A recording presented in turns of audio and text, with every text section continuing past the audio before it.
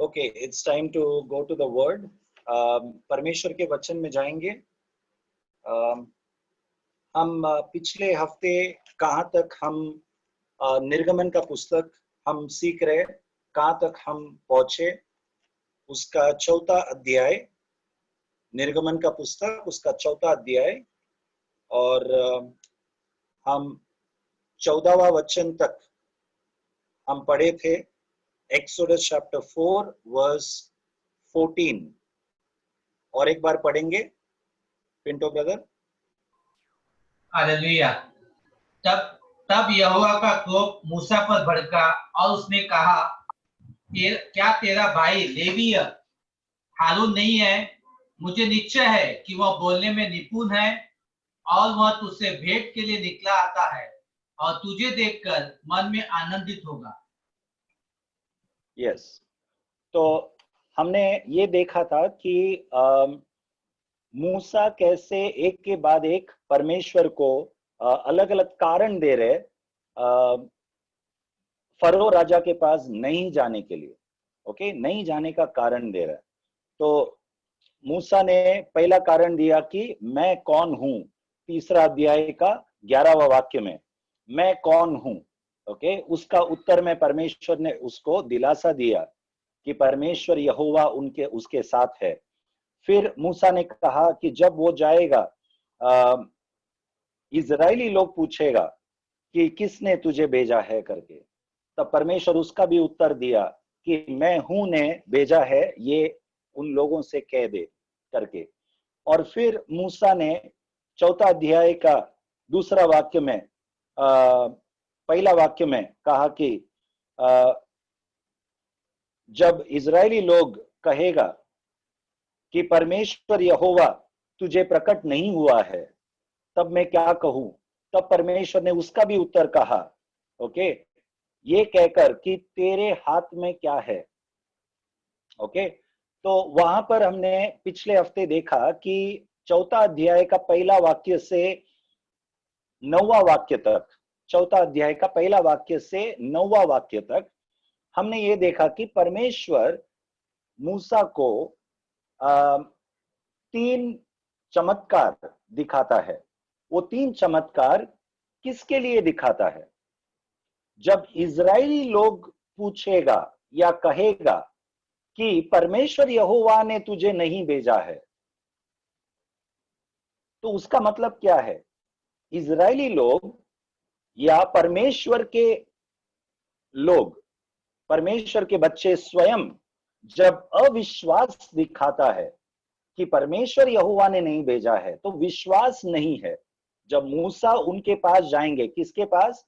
देखो, फरो राजा के पास जाने के पहले, संसार में जाने के पहले, यहां पर समस्या परमेश्वर के लोगों के पास जाने का है। पहला समस्या, परमेश्वर के ही लोग विश्वास करना चाहिए। Okay, so that is one thing which I missed out last time telling.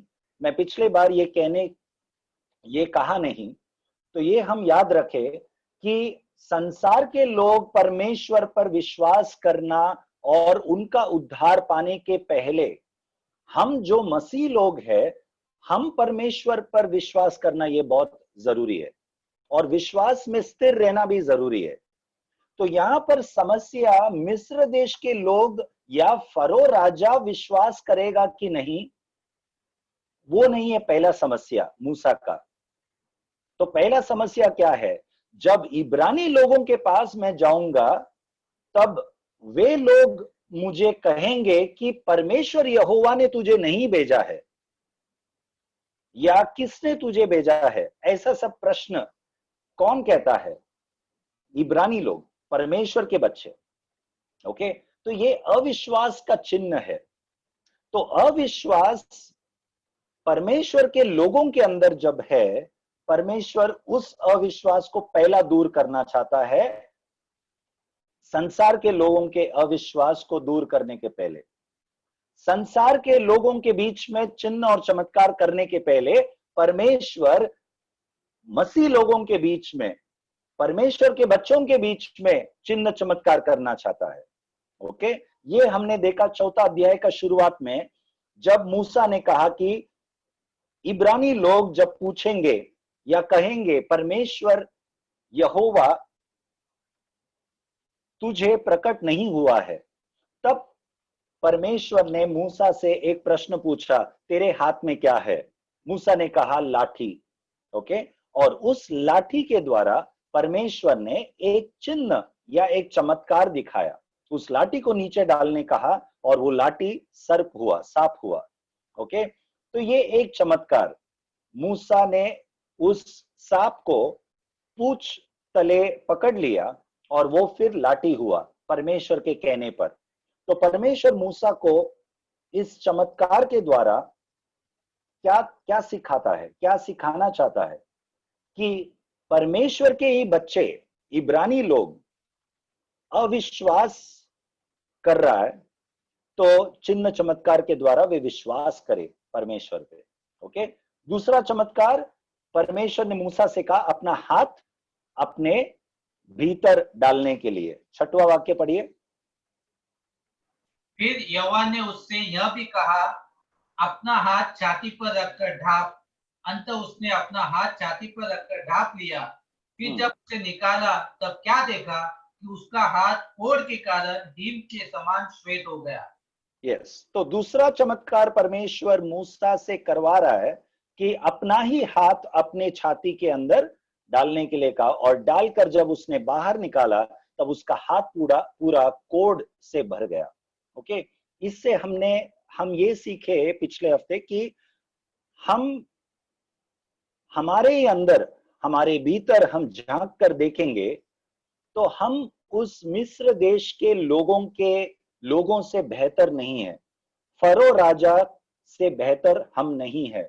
Okay, हम हमारे ही अंदर पाप से भरा हुआ है, वो कोड जो है पाप का सम्मान है। Okay, so we ourselves are filled with sin like leprosy. Okay, that is our real state.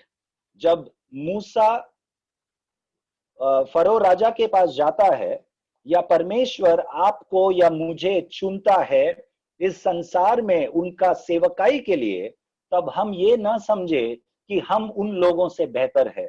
Okay, वे लोग जैसे पापी है, पाप से भरा हुआ है। ओके, हम यदि हमारे अंदर ही झांक कर देखेंगे, हमें एहसास होगा कि हम उस पाप के, हमारे अंदर भी उतना ही पाप है। ओके, मैंने उदाहरण के रूप में पौलुस का लिखा हुआ रोमियो का पत्री, उसका 7वां अध्याय का अंत में मैंने पढ़ने के लिए आपसे कहा था। पौलुस क्या कहता है वहां पर कि हाय हो मुझ पर। ओके, मैं पाप से भरा हुआ, मैं पूरी तरह से पाप में है, मुझे कौन इस पाप से छुड़ाएगा? धन्यवाद परमेश्वर यहोवा प्रभु यीशु मसीह के द्वारा जिसने मुझे पाप से छुड़ाया। तो ये स्मरण रखना बहुत जरूरी है। we have to always remember that we are saved by grace. Okay, we are no better than the people of this world. When we look into ourselves, we are filled with sin like leprosy.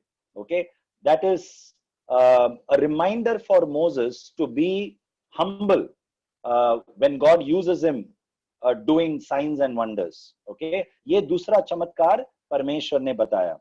तो परमेश्वर ये चमत्कार बताकर मूसा से क्या कहता है?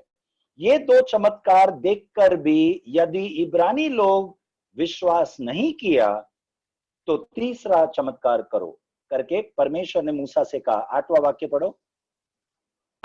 यहोवा ने कहा, यदि वे तेरी बात का विश्वास न करे और पहले चिन्ह को न माने तो दूसरे चिन्ह का विश्वास करेंगे। आगे, और यदि वे इन दोनों चिन्हों का विश्वास न करे और तेरी बात को न माने, तब तू नील नदी से कुछ जल लेकर सूखी भूमि पर डालना, और जो जल तू नदी से निकालेगा वह सूखी भूमि पर लहू बन जाएगा।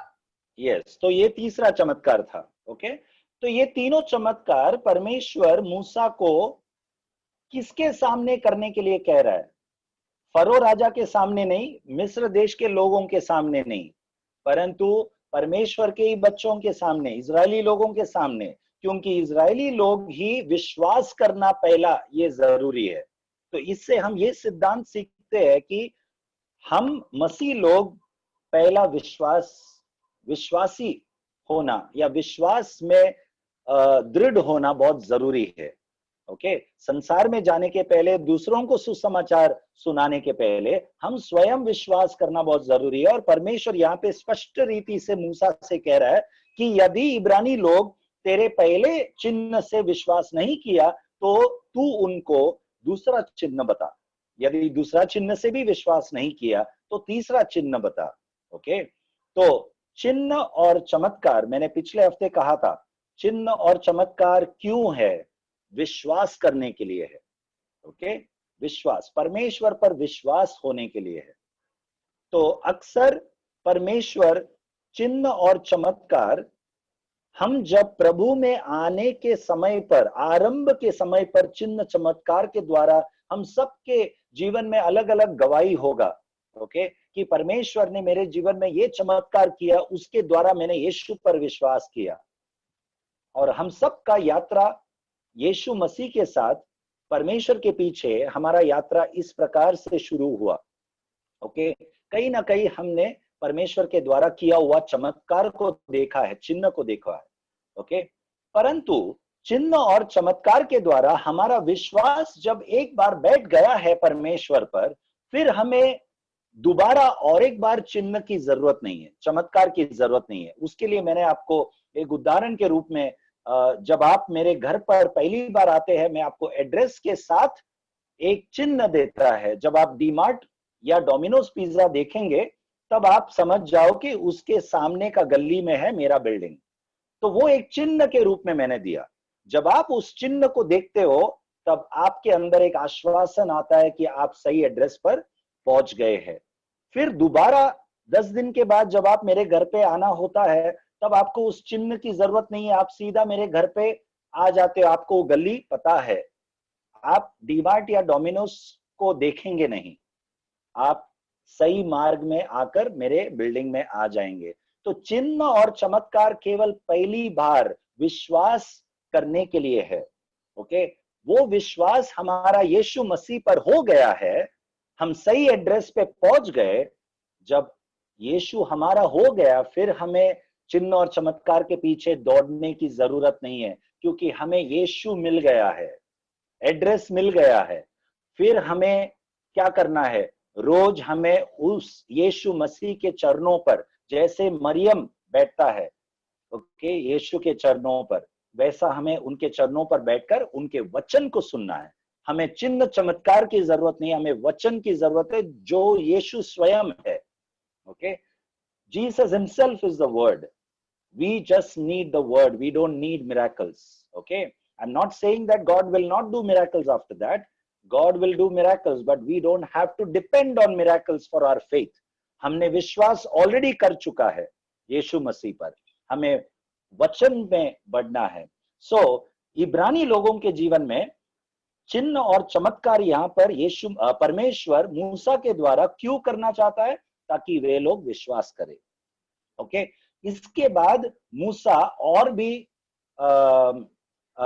बहाना या और भी कारण दे रहा है फरो राजा के पास नहीं जाने के लिए। वो कहता है कि वो तोतला है, उसको बोलने में कमी है। ओके, वो कमी जब मूसा कहता है तब परमेश्वर यहोवा मूसा से कहता है, 12वां वाक्य पढ़िए। अब जा, मैं तेरे मुख के संग होकर जो तुझे कहना होगा वह तुझे सिखलाता जाऊंगा। तो मूसा का ये तोतलापन का जो उत्तर में उसका समस्या का जो हल है परमेश्वर का, what is the solution that God is giving? God is giving a solution in verse 12 कि मैं तेरे मुख के संग रहूंगा और मैं तुझे सिखाऊंगा क्या कहना है। That is God's solution for what Moses said, that I am not of eloquent speech. Okay, so परमेश्वर का इच्छा, what was God's will for Moses that Moses has to go to Pharaoh. परमेश्वर का इच्छा मोसेस मूसा furrow राजा के पास जाना था. Okay, ये जो परमेश्वर ने उत्तर में कहा कि मैं तेरे मुख के संग रहूंगा, इसके उत्तर में यदि मूसा ने आमेन कहा होता, ओके परमेश्वर, मैं भले तोतलापन है मेरे जबान पे, फिर भी आप मेरे संग है तो मैं जाऊंगा, ऐसा अगर कहा होता तो मूसा के साथ आरोन का ये जाना नहीं होता. ओके, परंतु मूसा ने क्या कहा? नहीं प्रभु, तू किसी और को भेज. 13 वाक्य पढ़ो. उसने कहा, ए मेरे प्रभु, कृपया किसी और को तू भेज. कृपया किसी और को तू भेज. इसके परमेश्वर के आश्वासन देने के बावजूद जब मूसा ने ये कहा कि किसी और को भेज, तब परमेश्वर को गुस्सा आया. 14 वाक्य पढ़ो. यहोवा का क्रोध मूसा पर भड़का और उसने कहा, क्या तेरा भाई लेवी हारून नहीं है? मुझे निश्चय है कि वो बोलने में निपुण है और वह तुझसे भेंट करने के लिए निकला आता है और तुझे देखकर मन में आनंदित होगा. या तो आरोन परमेश्वर का इच्छा में नहीं था. पहले मूसा के क्या बोलते हैं, जिद के कारण, नहीं सुनने के कारण परमेश्वर क्रोधित होकर मूसा को दिया हुआ एक उपाय था आरोन.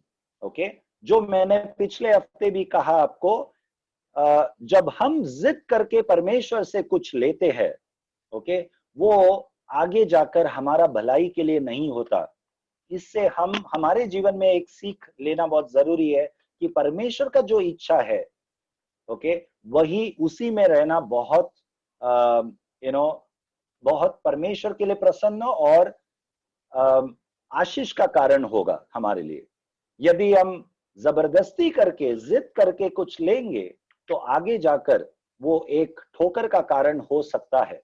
और यहाँ पर आरोन के द्वारा भी आगे जाकर, मैंने जो पिछले हफ्ते कहा, निर्गमन का 32 अध्याय में, जो हम बाद में देखेंगे, 32 अध्याय में जब मूसा 40 दिन तक उस पर्वत के ऊपर था, तब मूसा का राह देखने में इब्रानी लोग,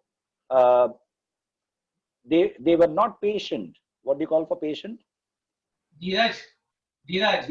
हाँ, इब्रानी लोग धीरज नहीं रखा और आरोन से कहा कि अब मूसा लौट कर नहीं आ रहा है, तो हमारे लिए एक परमेश्वर को बनाओ करके. ओके, और आरोन ने हाँ कहा. सबसे उनके गहने ले लिया, सोना और चांदी ले लिया, और आरोन स्वयं उस सोना से सब मिलाकर एक मूर्ति बनाया. और इब्रानी लोगों ने कहा, उस मूर्ति को देखकर कहा कि ये हमारा परमेश्वर है जिसने हमें मिस्र देश से छुड़ाया. Okay, what a disgraceful thing the Israelites have done. Okay, and Aaron joined hands with them. Aaron was the leader down. Okay, तो ये हुआ. यदि मूसा जिद नहीं किया होता तो शायद ये नहीं हुआ होता, पता नहीं. Okay, so we have to be very careful. हमारा निर्णय, आज का निर्णय, बहुत साल के बाद या कुछ महीनों के बाद, ओके, उसका असर हमारे जीवन में हो सकता है. हमारे निर्णय हम बहुत ही प्रार्थना पूर्वक लेना बहुत जरूरी है.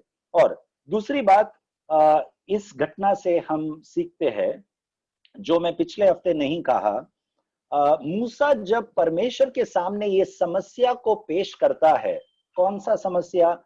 मैं तोतला हूं, मैं ठीक से बोल नहीं पाता हूं. तो मूसा का ये कहने का मतलब क्या है?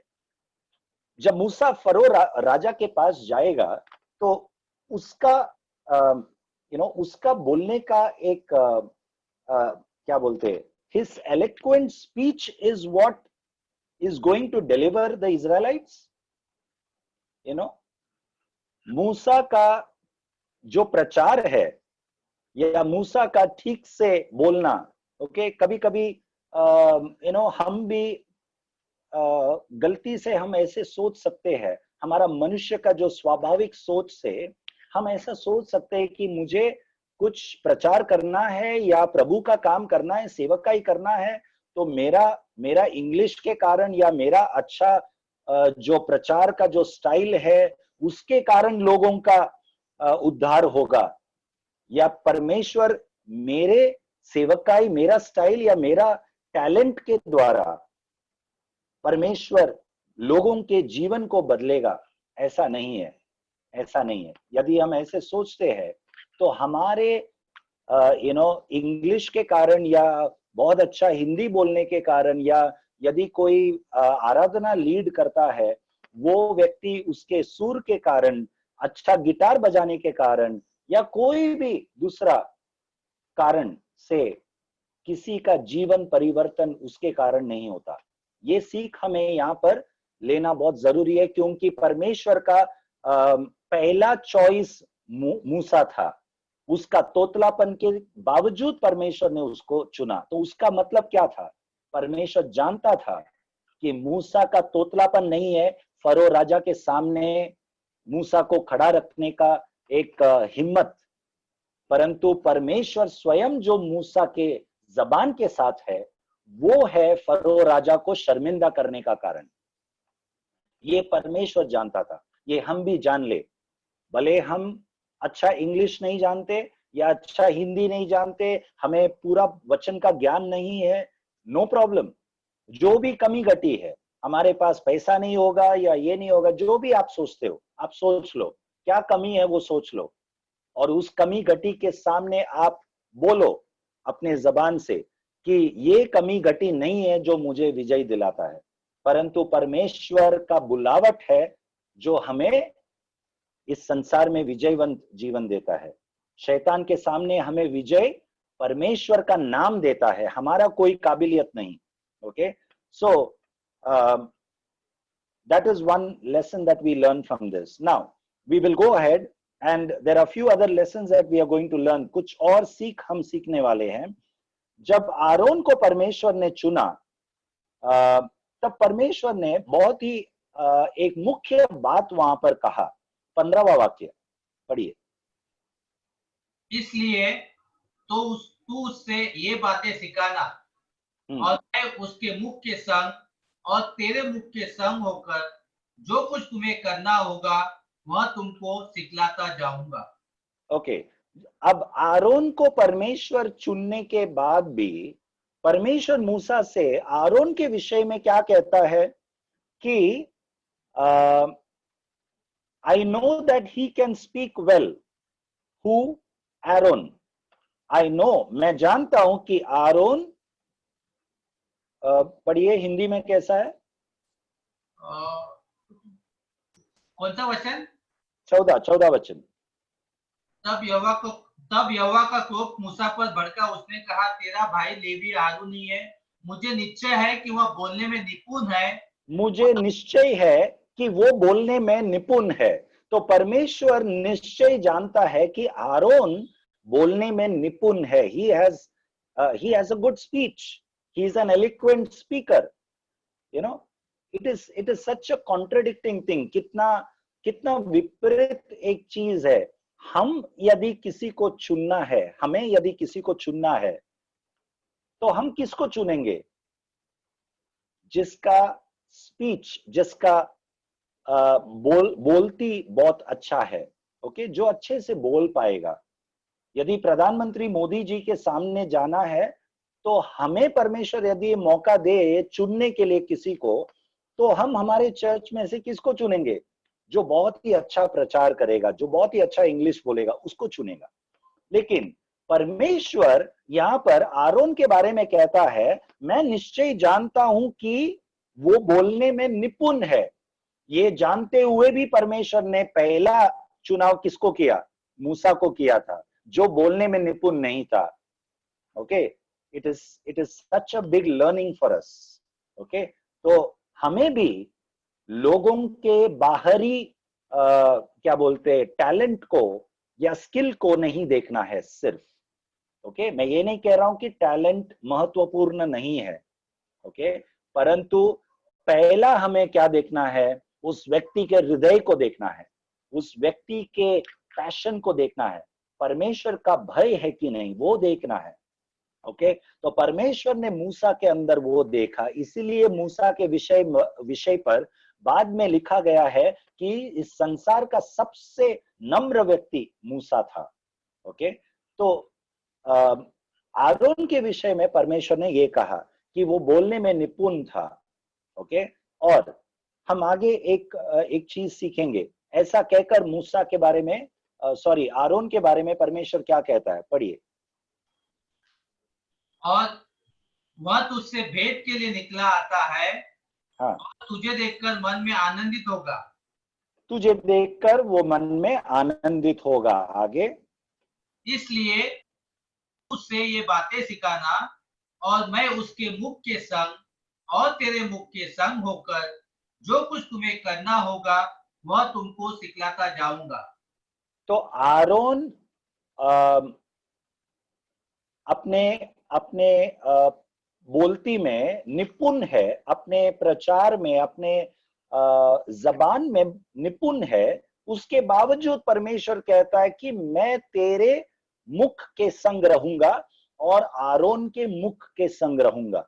ओके, तो यदि परमेश्वर हम में से किसी को चुना है उनके सेवकाई के लिए, और यदि हमारे अंदर तोतलापन नहीं है और हमें अच्छा बोलना आता है, गाना आता है, तो भी हमें ये सोचना जरूरी है कि परमेश्वर हमारे जबान के संग है, जबान के साथ रहना बहुत जरूरी है। तो आरोन के मुख के संग भी परमेश्वर रहेगा। तो आरोन का बोलना निपुण है, उसके विषय में परमेश्वर ये नहीं कहता क्योंकि आरोन अच्छे से बोल पाएगा इसलिए आरोन तेरा सब कुछ संभालेगा, मुझे जरूरत नहीं है तुम लोगों के साथ आने का, ऐसा परमेश्वर नहीं कहता।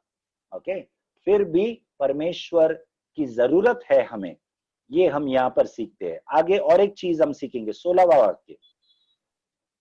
वह तेरी ओर से लोगों से बातें किया करेगा। एक वह मिनट, तेरे लिए मुंह, एक मिनट, वह तेरी ओर से लोगों के सामने बातें किया करेगा। कौन, ये वह कौन है? आरोन के विषय में परमेश्वर कहता है। तो आरोन किसके ओर से बात करेगा? मूसा की ओर से बात करेगा। आगे पढ़िए। वह तेरे लिए मुंह और तू उसके लिए परमेश्वर ठहरेगा। हाँ, वह तेरे लिए मुंह, he will be your mouthpiece. Who? Aaron. तो आरोन का जबान जो है मूसा का जबान होगा। उसका मतलब क्या है? आरोन अपने आप से कुछ नहीं कहना चाहिए, जो मूसा आरोन को कहेगा वही आरोन कहना चाहिए। ये परमेश्वर का योजना है। ओके, तो जब मूसा जो कहेगा वही आरोन कहना चाहिए, उसका मतलब मूसा आरोन के लिए कौन है? क्या कहा है यहां पर? You shall be to him as God. पढ़िए हिंदी में। तू उसके लिए परमेश्वर ठहरेगा। हाँ, तू उसके लिए परमेश्वर ठहरेगा। यहां पर एक बहुत बड़ा सीख हम सीखते हैं। मूसा आरोन के लिए परमेश्वर ठहरेगा। देखिए, उसका मतलब ये नहीं कि मूसा परमेश्वर है, परमेश्वर एक ही है। अंग्रेजी में बहुत अच्छा लिखा है, you shall be to him as God. So you are not God but you shall be to him as God. तू परमेश्वर के समान होगा उसके लिए, आरोन के लिए। कौन सा विषय में? केवल ये जबान के विषय में। जो तू कहेगा वही आरोन कहना चाहिए। तो आरोन तेरे लिए तेरा जबान रहेगा और तू आरोन के लिए परमेश्वर के समान रहेगा। That means Moses is God, is as God for Aaron, and Aaron will be Moses' prophet. I'll repeat myself. Moses will be as God for Aaron, and Aaron will be Moses' prophet. Okay, तो यहां पर पहला, मूसा परमेश्वर के लिए एक profit है, एक नबी है, और मूसा के लिए परमेश्वर, यहोवा परमेश्वर है मूसा के लिए। जो भी परमेश्वर कहेगा वो मूसा कहना चाहिए। तो परमेश्वर के लिए मूसा प्रॉफिट है, नबी है, और मूसा के लिए आरोन कौन है? नबी है, और आरोन के लिए मूसा परमेश्वर है या परमेश्वर जैसा है। Okay, I hope you understand this. Okay, क्यों? क्योंकि जो शब्द बोलना है वो आरोन तब तक नहीं बोलना चाहिए जब तक मूसा आरोन को नहीं कहेगा, और जो शब्द मूसा आरोन को कहना चाहिए वो मूसा तब तक नहीं कहना चाहिए जब तक परमेश्वर मूसा को नहीं कहेगा। Okay, why I am explaining this in detail is because the word prophet, okay, जो मैंने पहले भी आप लोगों से कहा था, उसका अनुवाद जो हिंदी में है, प्रॉफिट का अनुवाद भविष्यवक्ता, इससे मैं उतना सहमत नहीं हूं। भविष्यवक्ता, भविष्यवक्ता से भी बेहतर शब्द है नबी। ओके, नबी, मेरे ख्याल से नबी उर्दू वर्ड है। Is it right Pinto brother? Yes yes, नबी या, तो नबी एक उर्दू वर्ड है। जब हिंदी में अनुवाद करने का समय आया तब एक बेहतर शब्द नहीं मिला, भविष्यवक्ता एक शब्द मिला। लेकिन भविष्यवक्ता एक सिद्ध अनुवाद नहीं है। क्यों? क्योंकि भविष्यवक्ता ये शब्द मसीह लोग जब सोचते हैं तब केवल भविष्यवाणी, भविष्यवाणी भी एक सही शब्द नहीं है। अक्सर मसीह लोग ऐसा सोचते हैं कि भविष्यवाणी, प्रोफेसी, प्रोफेसी जो इंग्लिश शब्द है वो हमारा भविष्य बोलने वाला, ये नहीं है, ये गलत है। ओके, भविष्यवक्ता, उसके बदले मैं इस्तेमाल करूंगा नबी। एक नबी का काम क्या है, कर्तव्य क्या है, जिम्मेदारी क्या है? परमेश्वर ने जो शब्द कहा वो शब्द कहना। ये जरूरी नहीं है कि भविष्य की बात है, ये कोई भी बात है। Okay, it's not necessary that it is about future. Okay, whatever God speaks, when the servant of God says to the people, then that person is a prophet. So prophet is, in other words, the mouthpiece of God. Okay, नबी का अर्थ है, profit का अर्थ है परमेश्वर का जबान, ये है। तो यदि परमेश्वर का जबान होना है हमें, तो हमें बहुत सावधान होना है कि परमेश्वर ने नहीं कहा है तो हम नहीं कहना चाहिए। Okay, so it can be anything. It can be somebody who is coming to you for help, for counseling. So you have to be very careful what you counsel to that person. You have to be very prayerful. हमें बहुत ही प्रार्थना पूर्वक उस व्यक्ति को उत्तर देना है। और नबियों का काम भी पुराने करार में यही था। जब इजरायली लोग नबी के पास आते थे, विशेष करके शमूएल भविष्यवक्ता के बारे में ये लिखा है, शमूएल नबी के बारे में ये लिखा है कि जब भी इजरायली लोग शमूएल के पास आते थे तब शमूएल नबी उन लोगों को उसके तंबू के बाहर खड़ा रखते थे और कहते थे कि यहां पर रुको, मैं भीतर जाकर परमेश्वर यहोवा के साथ बात करके मैं लौट कर आऊंगा। कब लौट कर आएगा ये नहीं कहता, एक समय का सीमा नहीं कहता, मैं 5 मिनट में आता हूं, ऐसा नहीं कहता।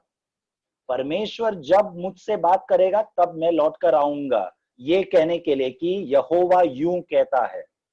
So whenever we read that term in the Bible, thus says the Lord, उसके पीछे एक बहुत बड़ा अनुशासन है, एक बहुत बड़ा डिसिप्लिन है। वो डिसिप्लिन क्या है? नबी लोग अपने हिसाब से, अपने एक्सपीरियंस से लोगों को परमेश्वर का शब्द नहीं कहता। हो सकता है कि शमूएल नबी ने ऐसे बहुत सारे समस्याओं का हल लोगों को वचन के द्वारा या परमेश्वर ने जो कहा उसके द्वारा हल दिया होगा, लेकिन वो एक्सपीरियंस से अभी जो नया व्यक्ति आया है उसको एक्सपीरियंस से, उसके अनुभव से वो ये नया समस्या का हल नहीं दे रहा है।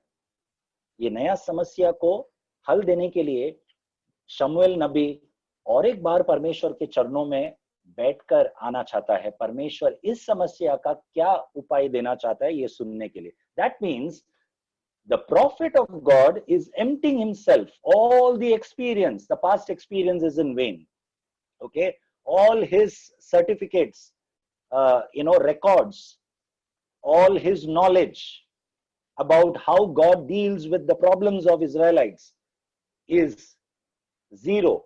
He again goes back to God and tells the people outside the tent that you wait here, I will go inside, inquire of the Lord and come back.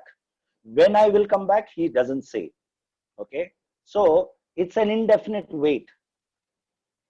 So he doesn't please the people by saying that 5 minute रुको या 10 minute रुको. If you want to wait, you wait. I will inquire of the Lord and come back. और जब परमेश्वर शमूएल नबी से बात करेगा तब शमूएल बाहर आकर कहेगा यहोवा यूं कहता है, और वो कार्य जब वो व्यक्ति जाकर करता है तब निश्चय उसके जीवन में आशीष या चमत्कार होता है। क्यों? क्योंकि कहने वाला यहोवा था, वो नबी केवल एक जबान था। ओके, तो this is to become a prophet or a man of God, there is a great discipline behind it that we should understand through this passage. Okay, तो यहाँ पर परमेश्वर मूसा से कहता है कि तू आरोन के लिए परमेश्वर के समान होगा। ओके, यहाँ पर हम 7वां अध्याय का एक पहला वाक्य पढ़ेंगे। 7वां अध्याय, निर्गमन का पुस्तक 7वां अध्याय, उसका पहला वाक्य। तब यहोवा ने मूसा से कहा, हाँ, सुन, मैं तुझे फिरौन के लिए परमेश्वर सा ठहराता हूँ और तेरा भाई हारून तेरा नबी ठहरेगा। हाँ, तो यहाँ पर परमेश्वर मूसा से कहता है कि जब मूसा फरो राजा के पास जाएगा तब तू फरो राजा के लिए परमेश्वर जैसा रहेगा और आरोन तेरे लिए नबी के जैसा रहेगा। That means Aaron will be your mouthpiece and you shall be like God to Pharaoh. Why? Because Pharaoh doesn't know God Almighty. But when Pharaoh sees you, okay, whatever you say, that is going to happen. जो भी मूसा कहेगा furrow के सामने वो होगा, जो हम आगे जाके सीखने वाले। मूसा ने कहा फरो के सामने कि कल इस वक्त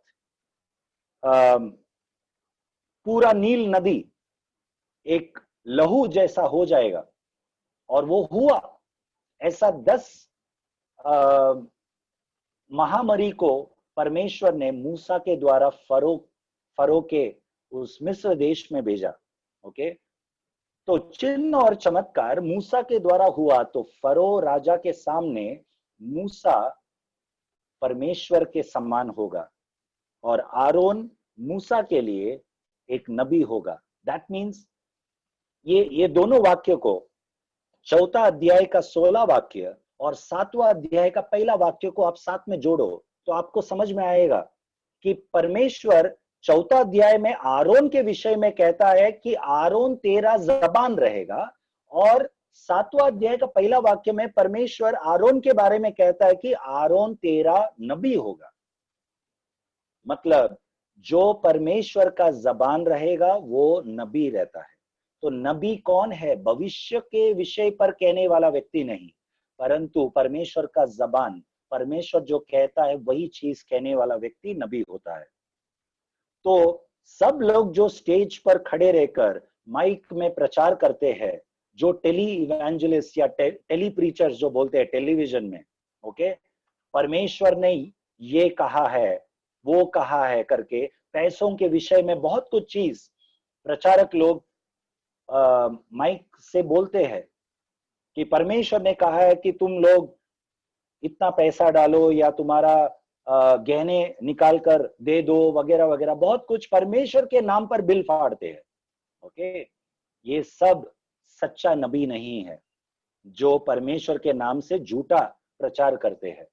ओके, सच्चा नबी वो है जो अपने कोठरी पर, अपने कमरे पर गुप्त में परमेश्वर के मुंह को खोजते हैं, राह देखते हैं तब तक जब तक परमेश्वर वचन नहीं देता। परमेश्वर ने वचन के द्वारा उनको स्पष्ट दिखाया, वही वचन को माइक लेकर प्रचार करते हैं, वो नबी होता है, परमेश्वर का जबान। Okay, let us remember this. 17 वाक्य, निर्गमन का पुस्तक 4 अध्याय उसका 17 वाक्य।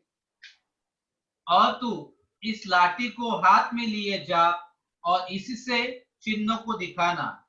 हाँ, और तू इस लाठी को साथ में लिए जा, with which you shall do the signs। इस लाठी के द्वारा तू चिन्ह और चमत्कार करेगा। ओके, अब इस लाठी को आप लोग मत भूलना, मूसा को परमेश्वर ने 4 अध्याय का 2 वाक्य में क्या प्रश्न पूछा था? जब मूसा ने अविश्वास का समस्या सामने डाला तब परमेश्वर ने मूसा से पूछा, तेरे हाथ में क्या है? मूसा ने कहा लाठी है। तो तब तक वो लाठी मूसा का लाठी था। ओके, तेरे हाथ में क्या है ये सवाल करने तक, जब परमेश्वर ने ये सवाल किया तब तक वो लाठी मूसा का लाठी था, जिस लाठी से मूसा भेड़ बकरियों को, अपने ससुर का भेड़ बकरी को चरा रहा था। और उस पर्वत के ऊपर पहुंचा तब परमेश्वर ने उस जलता हुआ आग में से मूसा को बुलाया और ये सब बातचीत हुआ। और अब परमेश्वर मूसा से पूछा, तेरे हाथ में क्या है? तब तक वो लाठी मूसा का लाठी था, इट वॉज हिज प्रॉपर्टी। जब परमेश्वर ने पूछा तेरे हाथ में क्या है, मूसा ने कहा लाठी, तब परमेश्वर ने उस लाठी को इस्तेमाल करके सांप बनाया। अब से, जब से ये लाठी चिन्ह चमत्कार करने लगा, तब से ये परमेश्वर का लाठी बन गया। और 17वां वाक्य में परमेश्वर यहोवा से परमेश्वर मूसा से कहता है, you shall take this rod in your hand and with which you shall do the signs। तू इस लाठी से चिन्ह और चमत्कार करेगा। अब ये लाठी परमेश्वर का लाठी हुआ। और आगे के अध्यायों में हम पढ़ेंगे, आगे सीखेंगे कैसे परमेश्वर केवल इस लाठी के द्वारा बहुत सारे चिन्ह चमत्कार किए। So this became the property of God now. God is doing miracles, signs and wonders through this rod, which was an ordinary rod. Okay, what is in your hand? आपके हाथों में क्या है? आपके जीवन में क्या है? मैंने पिछले हफ्ते कहा था इसके बारे में विस्तार में। आपको लगता है केवल ये है मेरे पास, मेरे पास केवल ये छोटा सा टिफिन है, छोटा सा टैलेंट है। हम हमारे चीजों को केवल छोटा समझ के बैठते हैं, लेकिन हमारा पास क्या नहीं है उन चीजों को सोचकर हम चिंतित रहते हैं। God doesn't want us to think about what we don't have and worry about it, but परमेश्वर केवल हमारे पास क्या है वो देखो, ध्यान से देखो और परमेश्वर के पास पेश करो। पर प्रभु हमारे पास केवल ये है, और हम जानते हैं कि आप केवल इन चीजों को लेकर इस्तेमाल कर सकते हैं। ये विश्वास प्रकट करो, क्योंकि इतिहास गवाह है, वचन गवाह है कि परमेश्वर केवल उस लाठी को इस्तेमाल किया। वचन गवाह है कि परमेश्वर केवल उस छोटा लड़का का 5 रोटी और 2 मच्छी को इस्तेमाल किया। क्या नहीं था उसमें? परमेश्वर चिंतित नहीं था, शिष्य लोग चिंतित थे। प्रभु हम क्या करें इस बड़े भीड़ को लेकर, उनको घर भेज दो। ये शिष्यों का प्रतिक्रिया था, परंतु परमेश्वर का, यीशु मसीह का उत्तर क्या था शिष्यों को? नहीं, ये लोगों को हम घर नहीं भेजेंगे, उनको पाती पाती से यहाँ पर बैठने को कहो. Set them, make them sit in orders, and we are going to serve them. Okay, so let us understand that we have a miracle working God, and He does miracles with what we have and not with what we don't have. Okay, whatever we have is enough for Him, is enough for Him. Okay, so even in the miracle which Jesus did in Cana of Galilee, in that marriage, उस विवाह में जो काना में हो रहा था, वहां पर जो चीजें नहीं था उससे परमेश्वर ने, यीशु मसीह ने चमत्कार नहीं किया. ओके, परंतु जो वहां पर था, वहां पर क्या नहीं था? दाखरस. दाखरस नहीं था, दाखरस खत्म हो गया था. जो खत्म हो गया वो विषय को लेकर वहां का स्वामी, उस घर का स्वामी चिंतित था. परंतु वहां पर क्या था? बाकी क्या था? केवल पानी और केवल कुछ टोकरी या some vessels were there. Jesus needed only those things to do a miracle.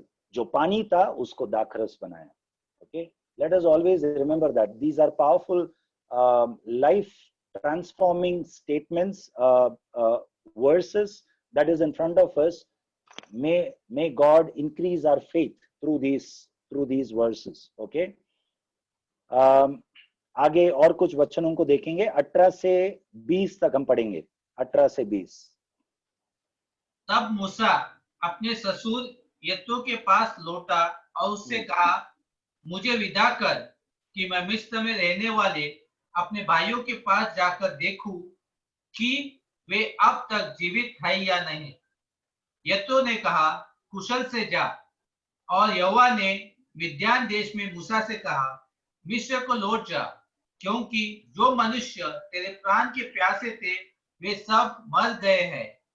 तब मूसा अपनी पत्नी और अपने बेटों को गधे पर चढ़ाकर मिस्र देश की ओर परमेश्वर की उस लाठी को हाथ में लिए हुए लौटा. आमीन. तो यहाँ पर 18वां वाक्य में मूसा का नम्रता को हम दिखाई देता है.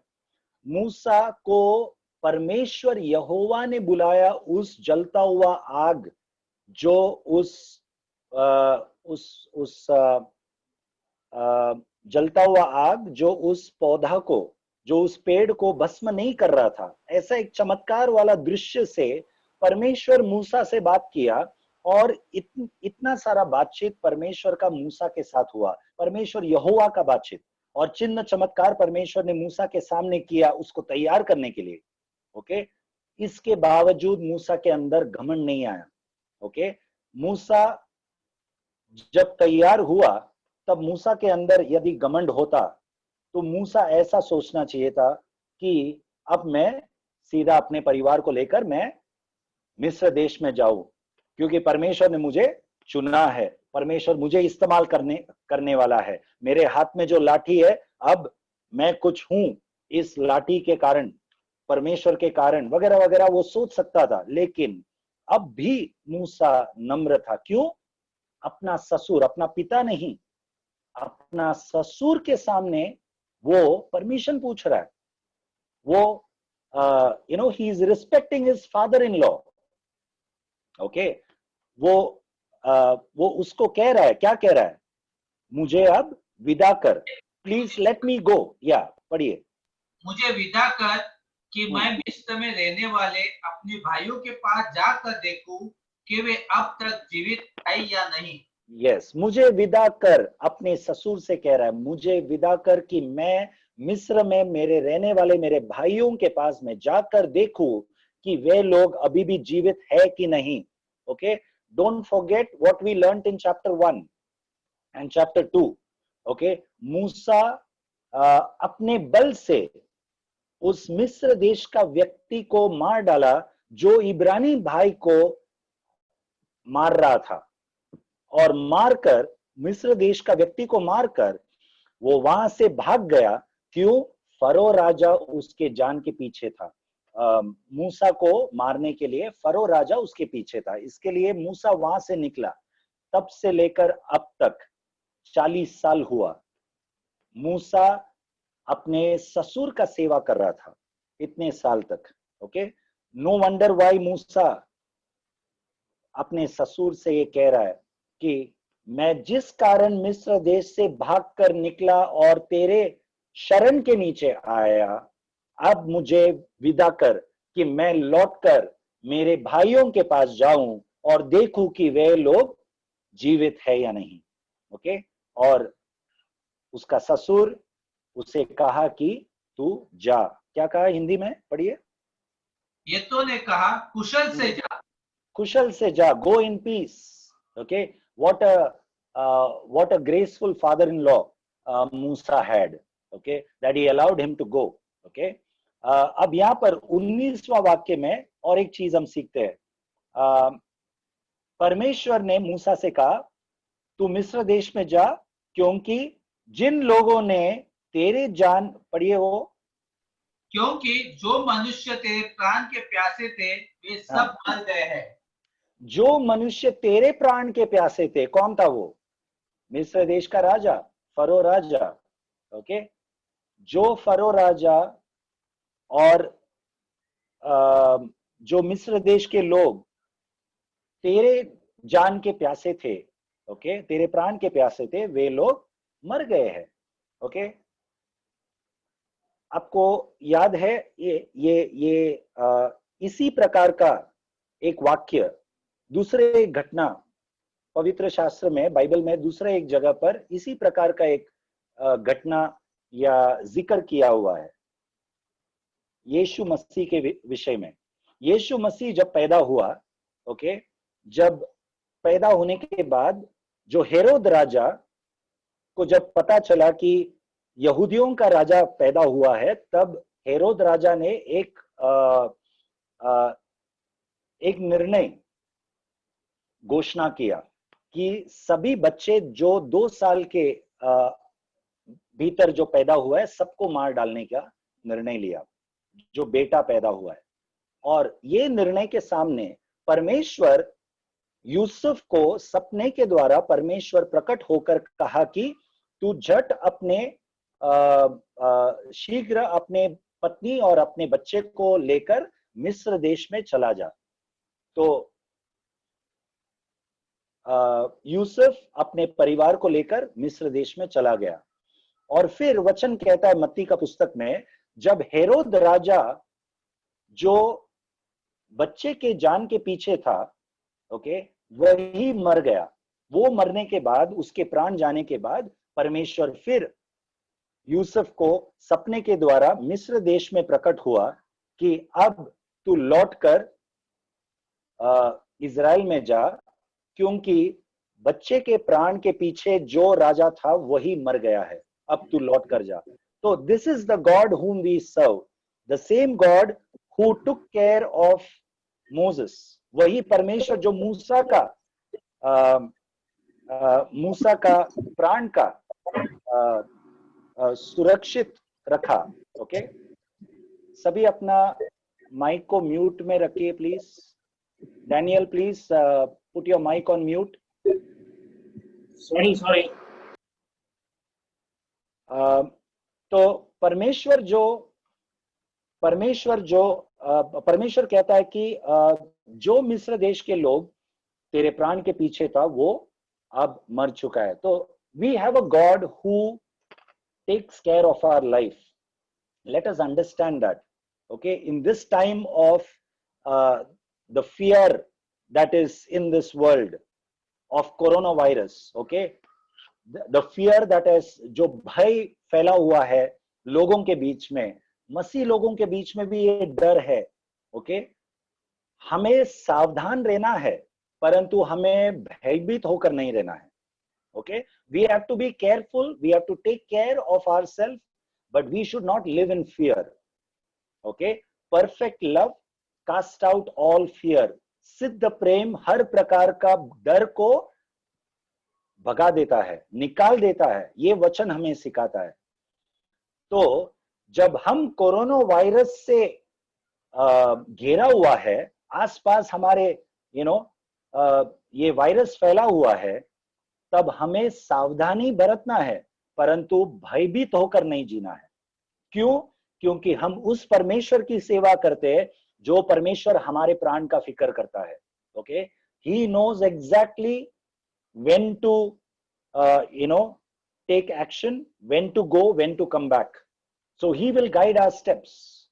Let us know that God takes care of our steps. Okay, so when we trust in God, God will put the thoughts in our mind, in our heart.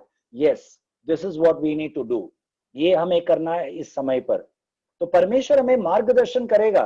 तो जब परमेश्वर हमें राह दिखाएगा, तो हमें भयभीत क्यों होना है? उनके मार्गदर्शन पर हमारे कानून को हमें उनके पास लेकर जाना है। Let us be in connection with this God who is real and who speaks to us daily, so that he will guide our steps. Okay, this is the same God who guided Moses, who guided Joseph in the New Testament, and all the servants of God. Okay, तो परमेश्वर ने यहाँ पर मूसा को सही समय पर कहा, अब तू जा, अब वहां पर परिस्थिति तैयार है तेरे लिए। 20 वाक्य पढ़िए। तब मूसा अपनी पत्नी और बेटों को गधे पर चढ़ाकर मिस्र देश की ओर परमेश्वर की उस लाठी को हाथ में लिए हुए लौटा। यहाँ पर आपने देखा वचन क्या स्पष्ट रीति से कहता है, मूसा ने परमेश्वर के उस लाठी को लेकर निकल पड़ा। जो मैंने 17वां वाक्य में आपसे कहा था, ये लाठी तू ले और निकल, जो परमेश्वर ने मूसा से कहा 17वां वाक्य में, ये लाठी अब मूसा का लाठी नहीं रहा, अब परमेश्वर का लाठी है। ओके, जो 20 वाक्य में स्पष्ट रीति से परमेश्वर स्वयं मूसा से कहता है। ओके, और मूसा and Moses took the rod of God in his hand. Okay, आपका जो भी है वो परमेश्वर का है। आपके बैंक अकाउंट में जो भी पैसा है, ओके, आपने दशांश देने के बाद जो बचा है, आपको लगता है दशांश केवल परमेश्वर का है? नो नो नो, दशांश देने के बाद जो बचा है वो भी परमेश्वर का ही है। Okay, so let us not be so particular about 1/10। Okay, हमारा पैसों का 10वां अंश परमेश्वर को देकर हम एक आश्वासन का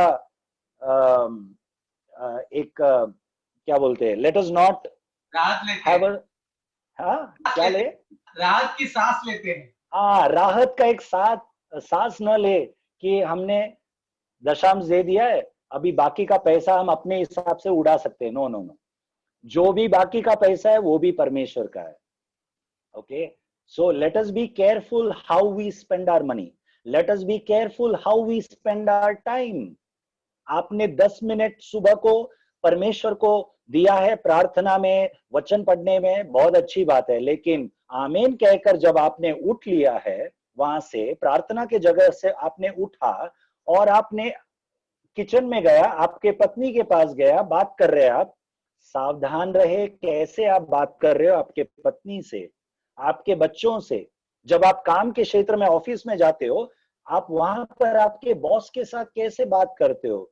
यदि आप बॉस है, आप आपके जो सबऑर्डिनेट्स है, जो आपके नीचे काम करते हैं, जो वर्कर्स है, उनके साथ आप कैसे बात करते हो? आपके घर पर जो काम वाली बाई आती है, उनके साथ आप कैसे बात करते हो? ये सब में हमें सावधान रहना है।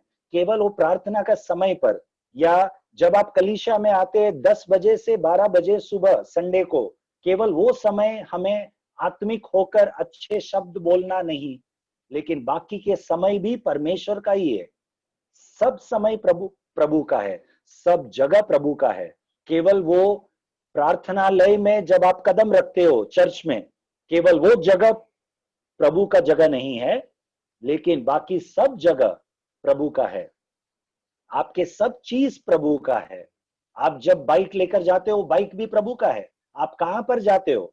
आप गाड़ी में जाते हो, आपका 4 व्हीलर में आप जाते हो, आप कहां पर जाते हो? क्योंकि वो 4 व्हीलर प्रभु का है, उनका दिया हुआ है।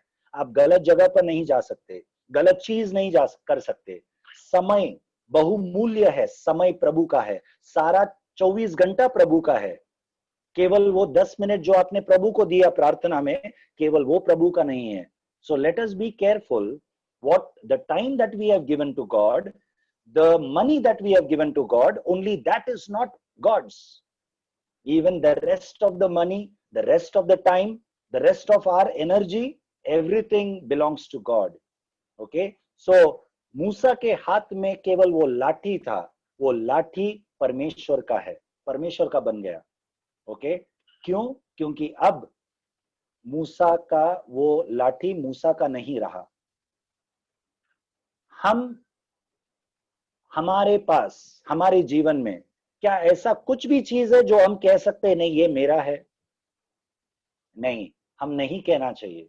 ओके, हम नहीं कहना चाहिए, क्योंकि रोमियो का 12 अध्याय उसका पहला वाक्य आप याद करो। पौलुस क्या कहता है?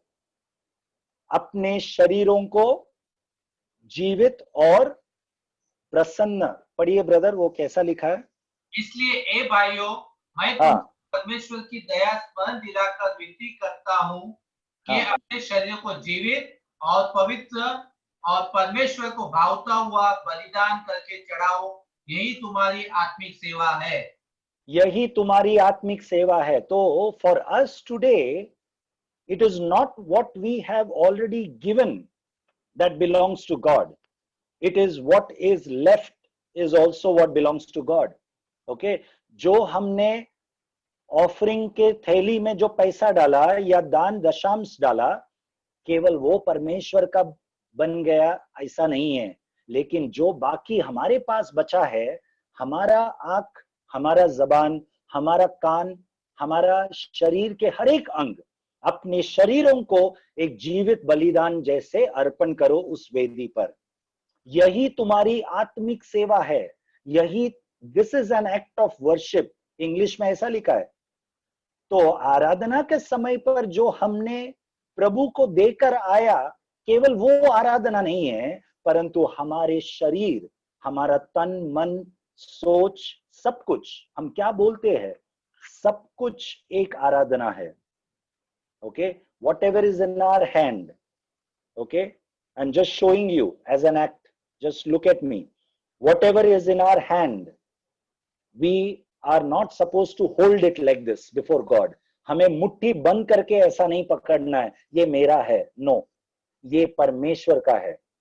इस प्रकार से हर एक चीज जो हमने परमेश्वर से जो पाया है आशीष के तौर पे, वो हमें मुट्ठी खोलकर रखना है, ताकि परमेश्वर यदि इस्तेमाल करना चाहे, परमेश्वर इस्तेमाल करने दो। हमारी जबान को, हमारे आंखों को as a mouthpiece of God, let God use. So let us be careful how we stand before God. Okay, we should stand open hand, so that if God wants to take it, that he will take it. Okay, जैसा अय्यूब ने कहा, यहोवा ने दिया और यहोवा ने लिया, उनकी नाम की महिमा हो। ये अय्यूब कब, क्यों कह पाया? क्योंकि उसका मुट्ठी खुला हुआ था, वो दिया और वो लिया। परमेश्वर जबरदस्ती नहीं लेगा। यदि हमारा मुट्ठी बंद है तो परमेश्वर जबरदस्ती मुट्ठी खोलकर नहीं लेगा। Okay, so it is better to stand before God with our hands wide open, our hearts wide open, okay, naked before God. That is how God will be able to use us. Okay, परमेश्वर हम सबको सामर्थी तौर से इस्तेमाल करने दो, उनके जबान बनकर, उनके एक सेवक बनके। Okay, all of you have a calling. आप सबके अंदर एक बुलावट है, अपने अपने बुलावट को समझे। ओके, अपने अपने परमेश्वर का दिया हुआ उस आत्मिक वरदान को समझकर उनके राज्य में आप इस्तेमाल, अपने आप को इस्तेमाल होने दे। Okay, may God use us all. And इस वचन के द्वारा जो भी आप सीख रहे, पिछले कुछ हफ्तों से जो भी आप सीख रहे, उसके बारे में आपके अंदर कुछ भी प्रश्न है तो आप, मैं 5 मिनट और या 2-3 मिनट और लेना चाहता हूं। आपको कुछ भी प्रश्न है आप पूछ सकते हो। You can ask if you have any questions, you can ask. I will try to answer. मेरे पास हर प्रश्नों का उत्तर शायद नहीं है, परंतु आपके अंदर यदि कुछ प्रश्न है तो मैं ये समय देना चाहता हूँ, आप पूछ सकते हो. Anyone?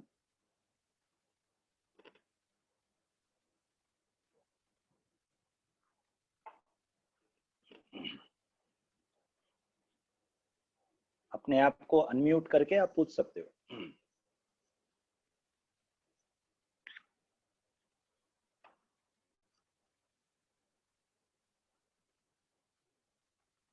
ओके, कोई प्रश्न नहीं है ऐसा मैं समझता हूं.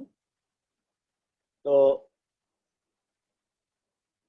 किसी प्रचारक ने ऐसा कहा था कि यदि आपके पास कोई प्रश्न नहीं है तो या तो आप सब कुछ समझ गए या तो आप कुछ नहीं समझे.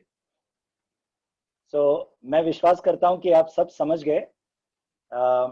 और जो हफ्ते में बीच में भी यदि आपको कुछ भी, जब आप वचन पढ़ते हो, हम जो भी सीख रहे उसके विषय में यदि आपको कुछ भी प्रश्न है तो आप लिख कर रख सकते हो. जब बाइबल स्टडी होगा वचन के बाद मैं थोड़ा समय दूंगा 5 मिनट, उस समय पर हम आप प्रश्न पूछ सकते हैं, हम डिस्कस करेंगे. Okay, so let us all pray. हम प्रार्थना करेंगे.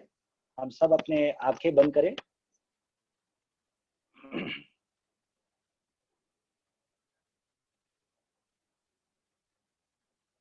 Brother Pinto, can you pray please? Hallelujah ji. पिता परमेश्वर, आपको धन्यवाद करते हैं प्रभु इस पवित्र समय के लिए प्रभु. धन्यवाद करते हैं आपके पवित्र वचन के लिए प्रभु, जो आपने अपने दास जोश के द्वारा प्रभु अपने लोगों तक पहुंचाए. हम आपको धन्यवाद करते हैं पिता परमेश्वर, क्योंकि आपके वचन सत्य है प्रभु.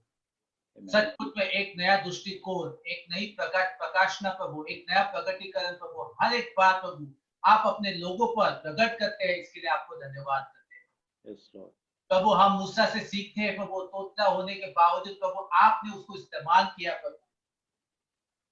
पिता परमेश्वर, हम इस समय प्रार्थना करते हैं कि हम तो पढ़े लिखे लोग हैं प्रभु, और प्रभु आपका वचन कहता है कि आपने हमें बुलाया है प्रभु, और आपने हर एक के जीवन में एक बुलावट दी है प्रभु, एक वरदान दिया है प्रभु.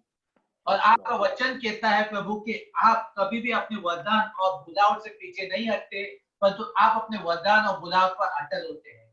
पिता परमेश्वर, जैसे आपके इस वचनों को हमने सुना है, प्रार्थना करते पिता परमेश्वर कि आज वचनों के द्वारा हमारे जीवन में कार्य कर प्रभु, कि हर एक दिन प्रभु हम मसीह को पहन ले प्रभु, मसीह के चरित्र को, मसीह के स्वभाव को प्रभु हर एक दिन हम पहन कर चले प्रभु.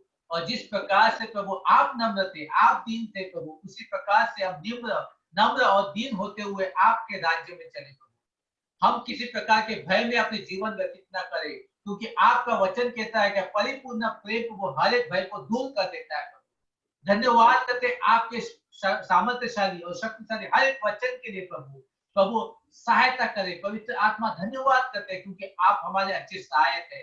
हमारे हर एक बातों में प्रभु आप हमारी सहायता करते हैं, इसलिए पवित्र आत्मा आपको धन्यवाद करते हैं प्रभु. ये जो वचन हमने सुने हैं प्रभु, इस वचन पर हमें मनन करने के लिए प्रभु, अध्ययन करने के लिए प्रभु हमें बहुतायत से प्रभु आशीषित कर प्रभु, क्योंकि हम आपने जो हमें समय दिया अपने परिवारों को प्रभु, जो आपने आशीषित किया प्रभु, हर एक प्रकार से प्रभु आपने हमें आश्वासित किया है, आशीषित किया है, और हर एक जरूरतों की पूर्ति आपने हमें दी है. इसके लिए हम आपका धन्यवाद करते हैं प्रभु. धन्यवाद करते इस वचनों के लिए प्रभु. धन्यवाद करते हर एक भाई और बहन के लिए प्रभु, जिस वचन को सुना है प्रभु, हर एक को आशीषित कर प्रभु, और आत्मिकता में प्रभु आपके राज्य में हमारा इस्तेमाल करने के लिए प्रभु हर एक को सहायता कर प्रभु. हम जहां कहीं पे है प्रभु, वहां पर हम अपने भाइयों के लिए, मित्रों के लिए, पड़ोसियों के लिए, परिवारों के लिए प्रभु, हर एक के लिए प्रभु प्रार्थना और निवेदन हमेशा हर समय इंतजाम करते रहे. इसके लिए हमारी सहायता कर प्रभु, हमें तैयार कर प्रभु, और हर प्रकार से प्रभु हमारे जीवन को प्रभु, हमारे शरीर को प्रभु भली भांति जीवित के समान प्रभु आपके सामने अर्पित करने के लिए प्रभु हमारी सहायता कर. ये प्रार्थना हम यीशु मसीह के सामर्थ्यशाली नाम से मांगते हैं. सुन ले पिता और ग्रहण कर. आमीन. आमीन. आमीन. God bless you all.